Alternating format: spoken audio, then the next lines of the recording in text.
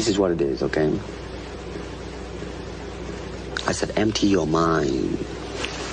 Be formless, shapeless, like water. Now you put water into a cup, it becomes the cup. You put water into a bottle, it becomes the bottle. You put it in a teapot, it becomes the teapot.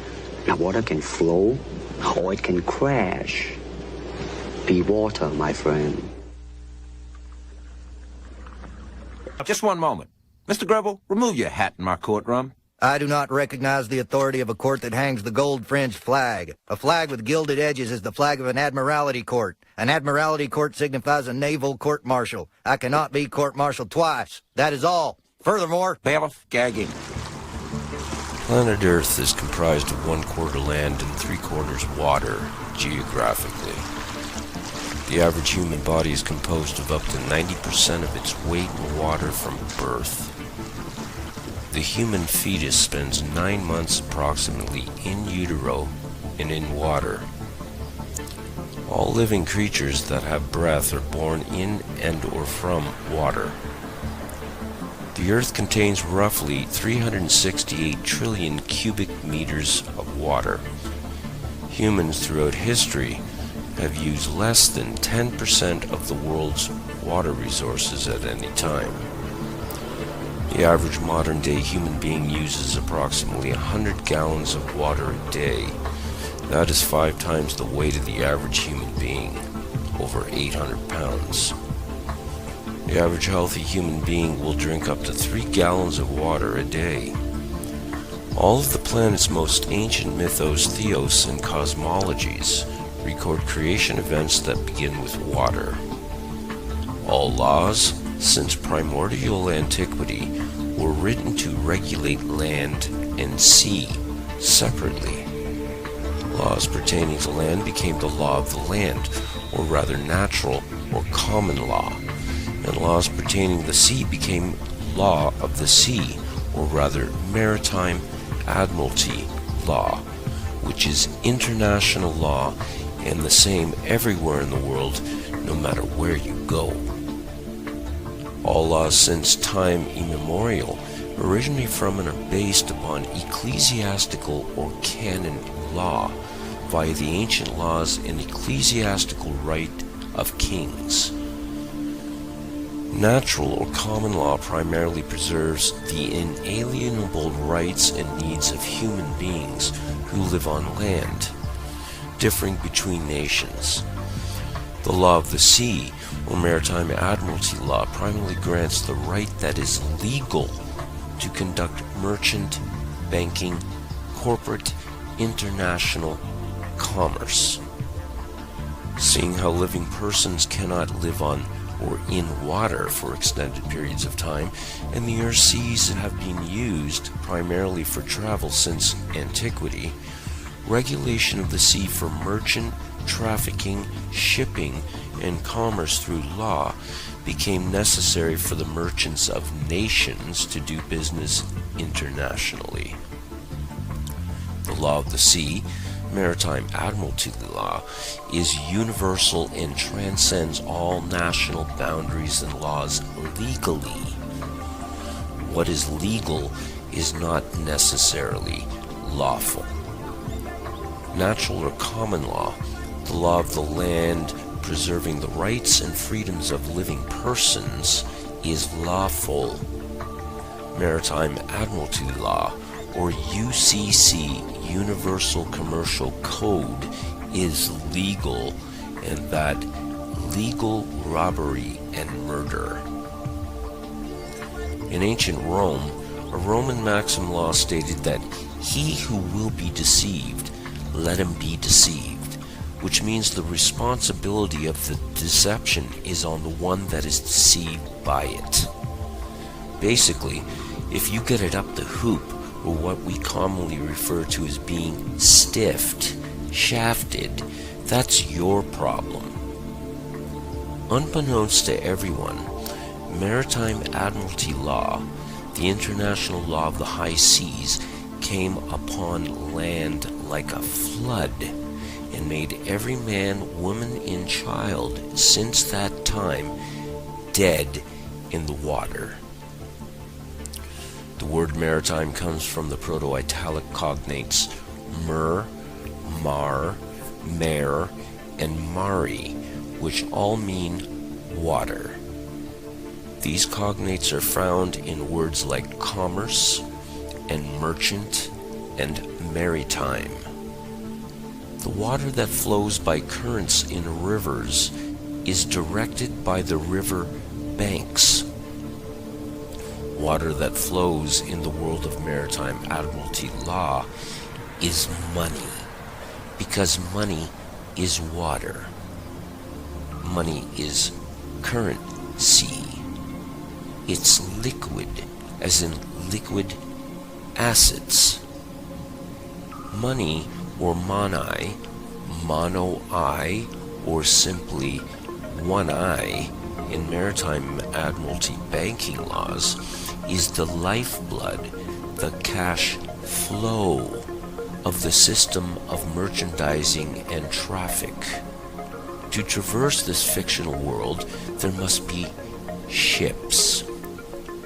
Ships traverse water or the sea, and when they come to land, they come into a port. When you plug your electronic device into a computer, you're plugging it into a USB port, a universal serial bus port. The world of the internet is analogized with water as well. We have the deep web, and when you do a live social media broadcast on the internet, you are streaming the show. When a ship pulls into the port, it comes down a canal to where there is a dock, and there the ship is tied off. The ship's captain submits to the dockmaster a manifest of birth, a license and manifest of goods and services being delivered by the ship to the dock. The dockmaster signs the manifest claiming the cargo as property now of the ward, which includes livestock. All ships are female. A woman is a ship. A man is a fabricator. A man delivers semen into a vessel.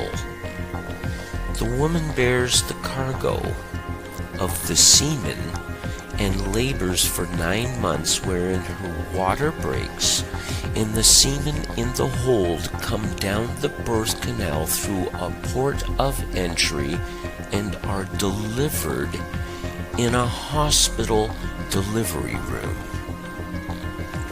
According to Black's Law Dictionary, a hospital is also a bank and also a church. The woman has shipped newly birthed Admiralty maritime product, stock, livestock, cargo. A doctor will untie the ship from the cargo, stock, the product, by cutting the umbilical cord to the ship or vessel and sign a birth certificate, a manifest of birth, after the cargo has been stamped or daubed by a footprint and fingerprint with blood and ink. And after the informants, which are your parents, sign the manifest, which is plainly written on the certificate itself, your parents, the informants, are informing the doctor that the cargo, the stock, is now delivered and can be claimed by signature. The doctor signs the certificate, making you now lost at sea as unclaimed corporate property, cargo, stock, product, commodity. You are now legally dead in the water, and your name appears in all capital letters and on every other legal document. And as I said, legal is not necessarily lawful.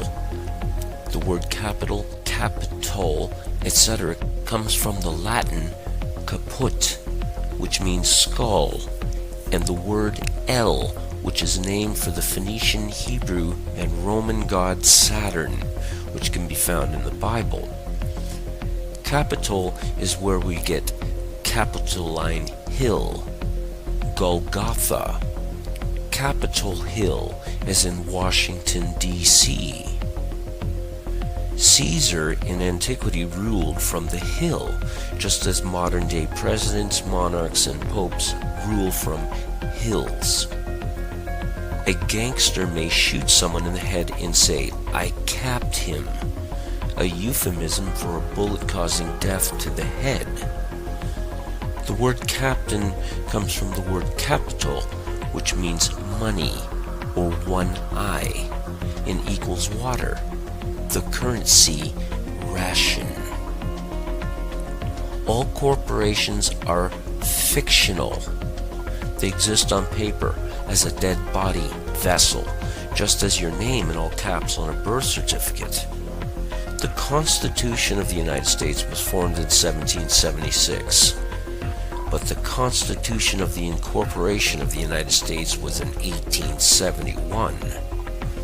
The Corporation of the United States was formed in Delaware, Maryland in 1871 and became the United States, Inc. All citizens of U.S. Inc. have a license to work for U.S. Inc. They are employees. All corporations must have three things: a president, a vice president, and a secretary-treasurer. Everything in the world of merchant corporate banking law revolves around ships, as ships are carried by the water, which is the current sea, and all corporations are ships. If you want to have a car, you must have an ownership.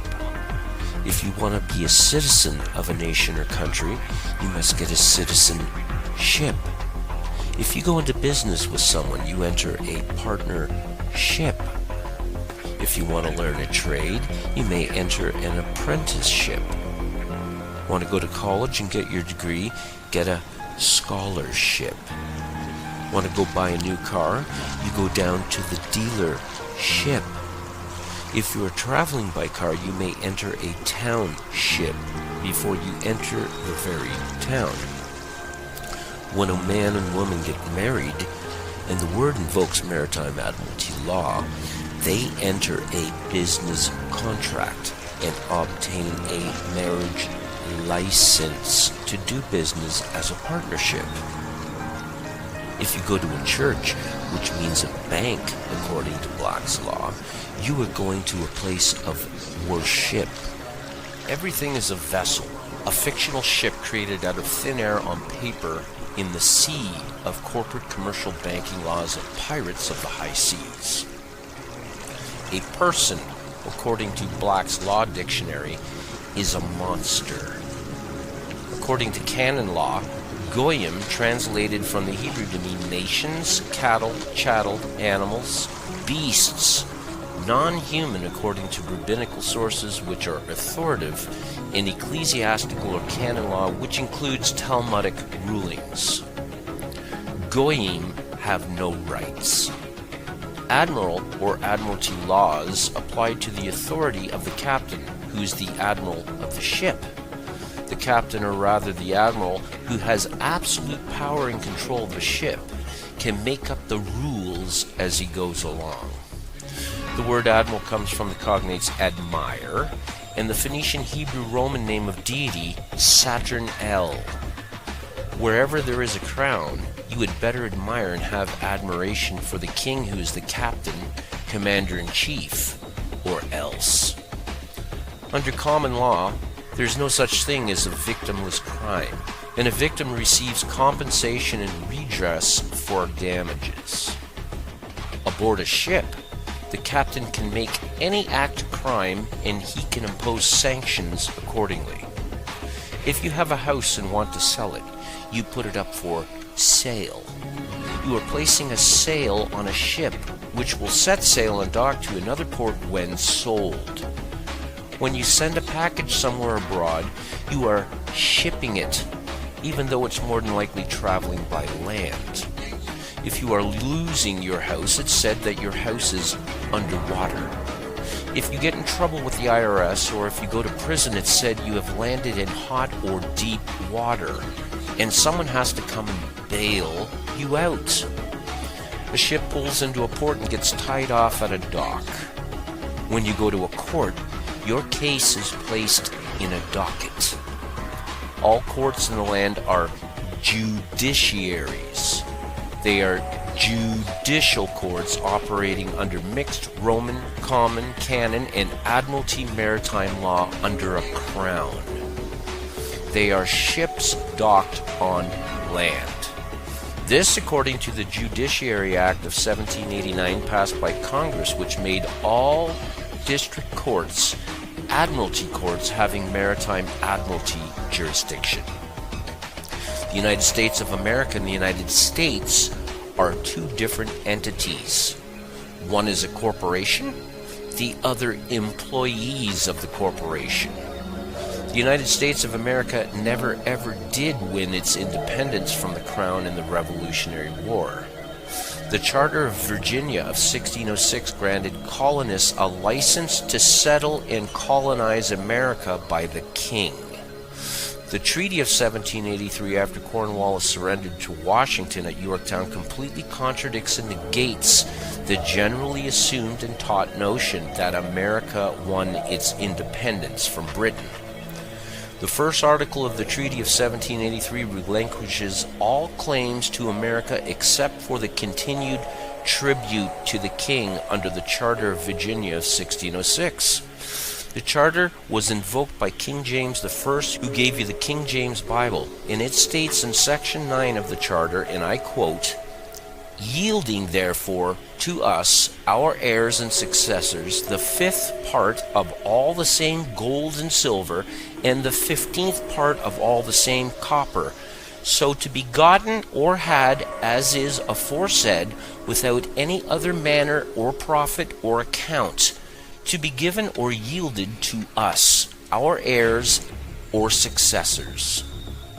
The Revolutionary War was over in 1781, but the Treaty of 1783 was signed 3 years later, which means the war was not over, nor was it won. The Treaty of 1783 upheld the tribute to the King's venture by the colonists, which means America remains to this day a British colony that pays tribute to the Crown, as imposed by the Charter of 1606. America was conquered. Liberty is not freedom. A sailor on a ship gets liberty when he's allowed to have a short leave from the vessel when the ship pulls into port. A dog has liberty on a leash when you take him for a walk. A prisoner gets liberty when he's allowed out of the cell into the courtyard for a few hours while under the careful watch of snipers. Liberty is a license. It is a privilege allowed by a ruler, owner, king, etc. to a subject of the same. America never has been the land of the free at any time. It's the land of liberty on the leash of the crown. In the year 1106, the judgments or rules of Oleron were first implemented by Eleanor of Aquitaine, after her return from the Second Crusade, having accompanied her first husband, King Louis VII. These were codified maritime admiralty laws that were supposed to protect the Crusaders' estates and titles while they went and fought the Crusades. This was based on the Greek maritime law of Rhodes of 900 BC called Lex Rhodia, which in turn came from the mariner laws codified ecclesiastically by the Phoenicians, who began their merchant mariner empire in 1586, lasting 1,000 years. In the year 1666, a great fire broke out in London while the Black Plague was ravaging Europe. The fire was intentionally set in Pudding Lane, as some historians believe, to clear out the slums to make way for what would eventually be the City of London.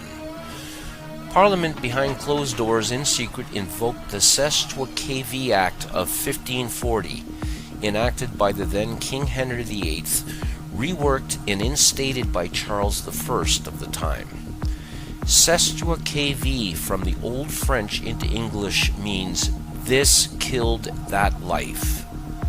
This made all men, women, and children presumed and assumed dead, and a trust set up. According to Black's Law Dictionary, Sestua KV means the person whose life measures the duration of a trust, gift, estate, or insurance contract. The life of a trust is 7 years under the law of limited liability. This act is most diabolically evil because it killed everyone and gave them 7 years to claim back their lives. The fires of 1666 also created the only parcel of land on the planet that does not have a title deed, the Golden Mile, the City of London, which is a corporation having its own flag, its own constitution and laws, its own defense and police forces. The Golden Square Mile holds the Bank of England, the London Metal Exchange, Fleet Street, FTSE Stock Exchange, the Royal Mint, and the Old Bailey Courthouse. The United States channels billions yearly to the Bank of England to pay the Crown's tribute. In 1913, the Federal Reserve was set up, the brainchild of a secret meeting held on Jekyll Island in 1910.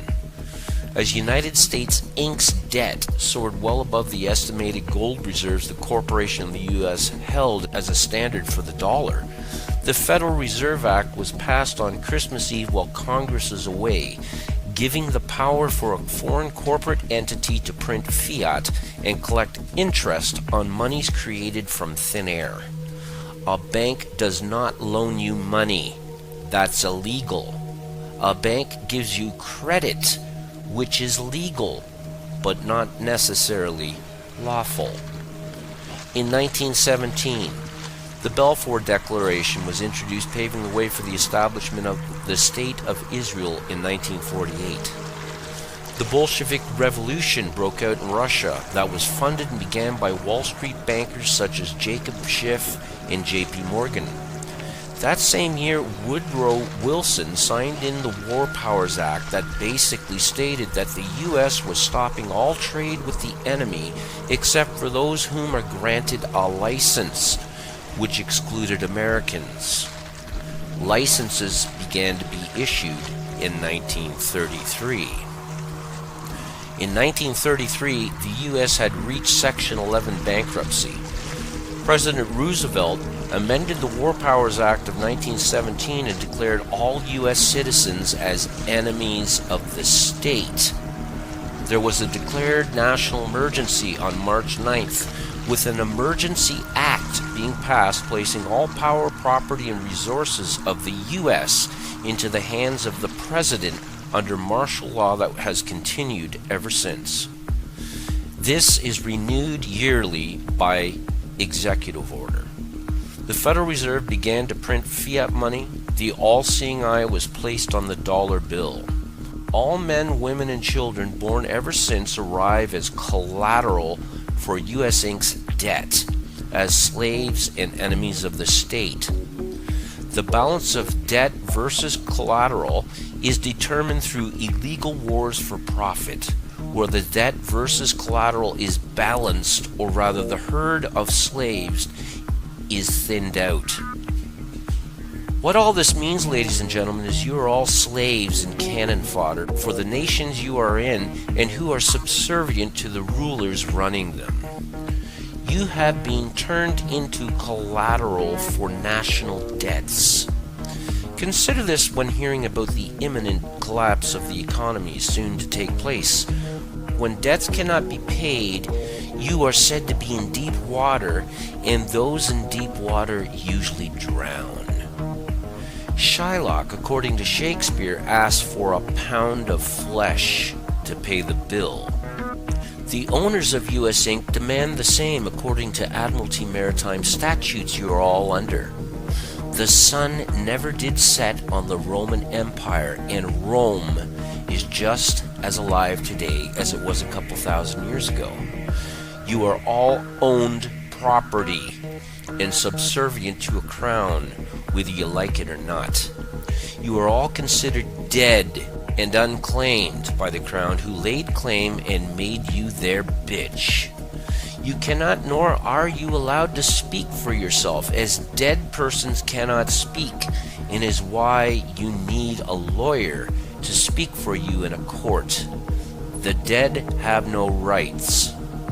This is all based upon ancient ecclesiastical or canon law at its root and core. When you board a ship called a church, which is also considered a bank under Maritime Admiralty, and embark upon it, the licensed and registered pastor or priest must teach and keep you obedient to the monarch, the crown. Because he who wears the crown, which is the monarch, is the head of the ship called church. He is the king, the lord and captain of the ship called church, and the pastor or priest is an agent of the crown. Maritime Admiralty, or rather Universal Commercial Code, or UCC, is the matrix pulled over everyone's eyes that governs all, because everything has been made into ships on the sea of corporate commerce. Without their one eye, which is money, which is water, all ships are dead at sea and cannot traverse their fictional matrix they created. It's now high time for a concerted universal mutiny.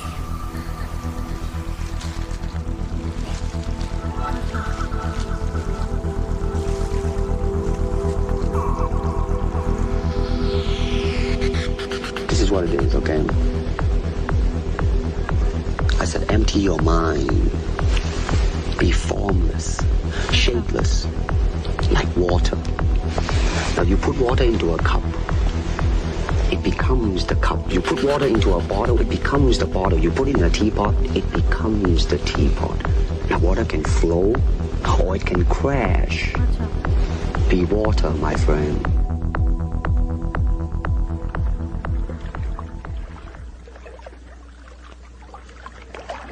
For we are opposed around the world by a monolithic and ruthless conspiracy that relies primarily on covert means for expanding its sphere of influence, on infiltration instead of invasion, on subversion